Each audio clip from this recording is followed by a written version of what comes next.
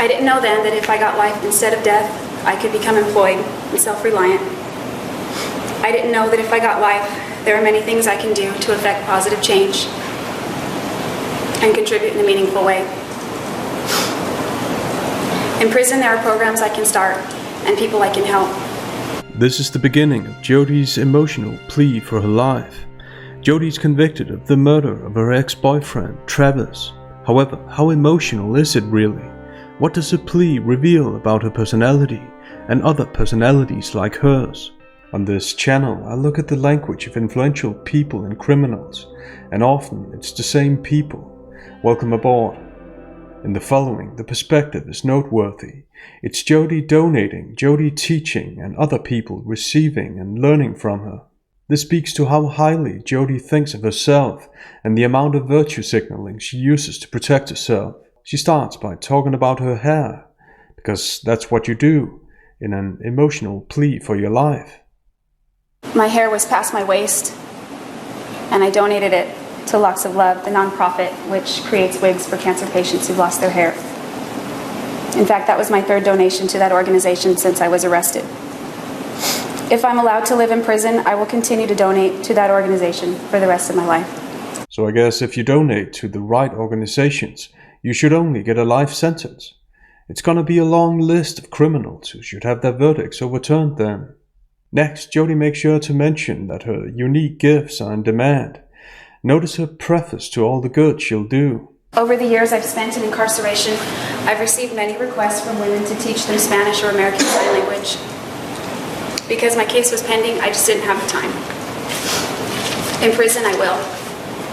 If I'm sentenced to life, I will live among the general population of women, and I'll be able to share my knowledge of those subjects with them, the ones who have the desire to learn also. I may even be able to start classes. Jodi's sporadic snorting with no tears is an extra linguistic appeal to the jurors' emotions. What Jodi says next takes the cake. A politician couldn't have said it any more deceptively. Let's watch. If I get permission, I'd like to implement a recycling program. The women's prison in Goodyear houses thousands of women, and each week, huge loads of waste are hauled off to a landfill. A substantial portion of that could be kept out of landfill and recycled instead. It may even create new jobs for the people there. This is one small thing that could have a far-reaching and positive impact on the community and on the planet. While this would likely pass as a class presentation in 5th grade, with the level of naivety one could expect from it, it's unheard of in this context, but it speaks volumes about Jodi's personality. She uses people and causes, from illiteracy to recycling, to protect herself and brand herself as a special person, as if no one else has thought of doing what she claims she'll do. A person singing their own praises for self-benefit is always a red flag, especially when the buzzwords and platitudes that Jodi clearly knows how and when to use are being delivered without any hint of emotion. This makes it obvious that this isn't about the causes, but about Jodi. In the following, Jodi uses all the right words, such as culture, dimension, and constructive, the same way a media-trained politician would use faux positive words and phrases to make people feel good. And once again, Jodi puts the emphasis on herself. I know that reading has enriched my life by expanding my knowledge base and opening my eyes to new worlds and different cultures. I can help other women become literate so that they too can add that dimension to their lives. Along the lines of literacy, I'd like to start a book club or a reading group, something that brings people together in a positive and constructive way so that we can share and recommend other good books and stimulate discussions of a higher nature. Bring people together. This kind of groupthink-based rhetoric, which always has a self-serving purpose, is used in many political and religious speeches as well. It's overcompensating language that comes from the people who are the busiest dividing people with their rhetoric. And considering Jodi's crime, which is the opposite of bringing people together, it's just as deceptive in this context. Stimulate discussions of a higher nature. I give up. If you thought the recycling idea was the worst thing you've ever heard in an emotional plea for someone's life, I'm sorry to be the bearer of bad news. Additionally, I've designed a t-shirt. This is the t-shirt, of which 100% of the proceeds go to support nonprofit organizations which also assist other victims of the t-shirt and the word other. Jodi makes sure to hint at what she wants the jurors to view her as, a survivor. Thus, we have a consistent pattern. On a surface level, she makes it sound like all the good things she'll supposedly do are for other people's sake. However, it's performative, because this plea is about giving more or less direct excuses for her crime. How often do we see the same in speeches by politicians and celebrities? Jodi's self-focus and excuses are inconsistent with the emotion she performs in the beginning of her plea, where she makes it sound like she's the problem, which is the actual truth. When Stephen said he read on Travis's 3x5 card that it said call Stephen, and that he never got that call.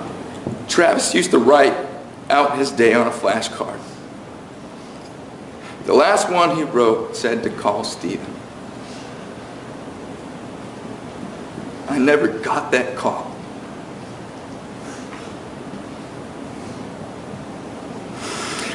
He had been concerned about my health and wanted to fly me to his house and help me quit smoking. I never got to go. I know that's because of me. And when Samantha showed us the last picture that she took with Travis, this was the last time I saw Travis. He talked me into taking this picture even though I was in PJs. It makes me cry every time I look at it. I'm so glad he talked me into taking this picture. I will cherish it for the rest of my life.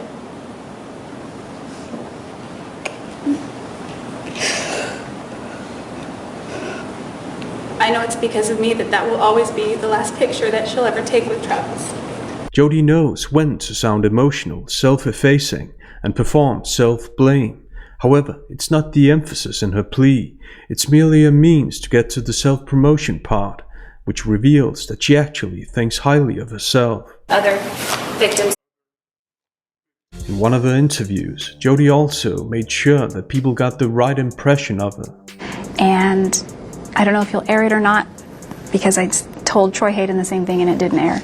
But if I could say one thing, I just really want people to document what they go through. Because if I had documented what I went through, there would be proof of it. Jodi uses a cause, what actual survivors go through, to support her case, to be seen as the victim, with the adverb just that's used to compare two opposing thoughts. Really it's likely that this isn't just what Jodi wants, because her agenda is strictly self-serving, and the cause is merely a means to an end.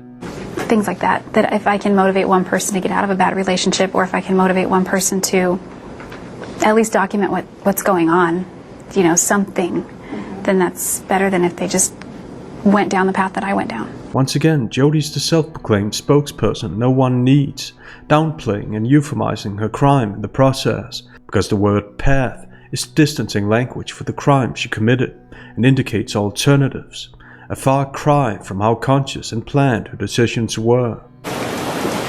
Some people may not believe that I am a survivor. They're entitled to their opinion. I'm supporting this cause because it's very, very important to me. With this, Jodi shows awareness of the fact that how she wants to be perceived misaligns with how she's actually perceived. The fact that she brings it up suggests that she's bothered by the fact that people don't buy the image she's selling them. Some people may not She believe downplays the disbelief because saying some is different from saying many and obviously most, and may not believe is different from saying don't believe. So, does she really think people are entitled to their own opinion? It's doubtful to say the least, but it makes it look even better from her perspective, that is, that even in the midst of this disbelief, she's still only concerned about the cause, which, of course, isn't true. When Jodi's self-image, or the image she wants people to have of her, misaligns with people's actual perception of her, she doesn't respond well. You must know all of America sits in judgment of Jodi Arias right now, and you really have been deemed the most hated woman in America. How does that make you feel? I didn't know that. Actually, I feel a lot of love and support from people who write in and believe me and want to help me and want to be there for me. And I've received an outpouring of love and support from other people. Jody visibly dislikes this question. She moves in her chair and uses the hyperbole, outpouring, to immediately defend herself. Defend her self-perception or pretend self-perception. The adverb actually could point to Jody comparing not knowing I that, didn't know that, to actually knowing that. Jody also downplays her crime in order to protect the image she wants people to have of her. But also because I know the worst of Travis, but I still wanted him to be happy, and I still wanted the best for him, and I never wanted any of this to happen. By saying that she knew the worst of Travis, Jody makes sure to underline who she wants people to perceive as the villain. Any of this is distancing language, not specific to the crime Jody committed. In the following, Jody starts using extreme pathos, appealing to people's emotion and pity, the same way a politician would to get people's votes, in the same way a no-talent celebrity would for money, and or to be seen as morally superior. I'd like to share with you now a few things about me and a few things about my family. I was so excited to have a baby sister. I watched my mom's stomach grow. I watched Angela come into this world. And after the doctor swaddled her, he turned to me and said to my mom and said, "Do you want to hold her first?" These are various school pictures. And on occasion, my family and I would get together for family portraits, such as these. In 9th grade, my family and I moved back to Wairika, but I still went back to Santa Maria periodically to visit friends. This is Patty. She was my best friend for years. Jody's suspiciously quick to shift between emotions. She goes from sounding like she's about to cry to sounding calm and rational. You want to hold her first. These are various school pictures. And on occasion, my family and I would get together for family portraits. This suggests that she's actually only calm and rational, and that her emotions are very much controlled. And to make sure the jurors don't miss who Jody wants them to side with, she doesn't mind spelling it out for them. She was my best friend for years. She was here last week to testify on my behalf, as you heard Mr. Nermi tell you in opening statements. But she didn't return today, because she and her 9-year-old daughter were threatened and harassed if she came back to the state. Next, the pathos appeal runs rampant. It serves no other purpose than to make people relate and maybe even identify themselves with Jody. So why is it allowed in a courtroom? I'm 21 years old here. After I moved out of my parents' house at age 17, my relationship with my dad improved a little. This is my grandma and her twins. My aunt is on the left and my mom is on the right. These are my parents when they were just a little bit younger. And she even mentions her relationships, as if this is an episode of The View. When I see this picture, I'm reminded of that quote by Charles Dickens when he says, "They were the best of times, they were the worst of times." We're smiling here, and this picture to me signifies that. It was a difficult relationship, but Bobby will always be special to me. What does Charles Dickens have to do with this? This must be Jody stimulating discussions of a higher nature. I'm 21 years. Yes? This is a photo of Matt McCartney and I, taken a few months after we broke up. Daryl's ex-wife took this picture. We were all at Chuck E. Cheese's celebrating Jack's 7th birthday. In this photo, I'm coming out of a redheaded stage that I went through for a few years. But with the amount of attention my case received early on, I felt in my ignorance that it was necessary to speak out. I got on TV and I lied. I lied about what I did, and I lied about the nature of my relationship with Travis. It's never been my intention to malign his name or character. No, of course not, because it's not like she has self-serving motives to do so, and has showed a consistent willingness to do so. The fact that it's never been her intention to malign his name or character must be why she showed the Survivor t-shirt just a few minutes ago. Other victims. She says it's never been her intention. Thus, linguistically, she doesn't rule out that it is or could be her intention. Deceptive people like Jody criticize themselves for self-benefit to get off the hook. That's why Jody is suddenly willing to admit to ignorance.